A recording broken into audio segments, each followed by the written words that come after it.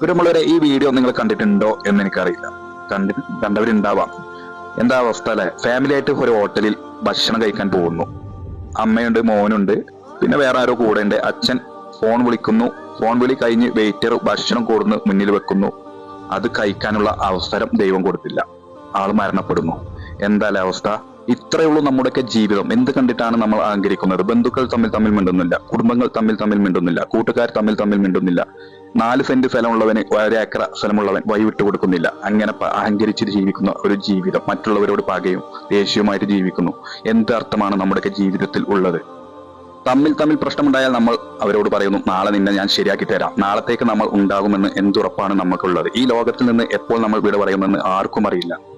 ആകെ കുറച്ചു കാലമേ ഈ ദുനിയാവിൽ ജീവിതമുള്ളൂ. ആ ജീവിതത്തിൽ മറ്റുള്ളവർക്ക് എന്തെങ്കിലും ചെറിയ ഉപകാരം നമ്മളെ കൊണ്ട് ചെയ്തു കൊടുക്കാൻ പറ്റുമെങ്കിൽ അത് ചെയ്തു കൊടുത്ത് സന്തോഷത്തോടെ ജീവിക്കുക.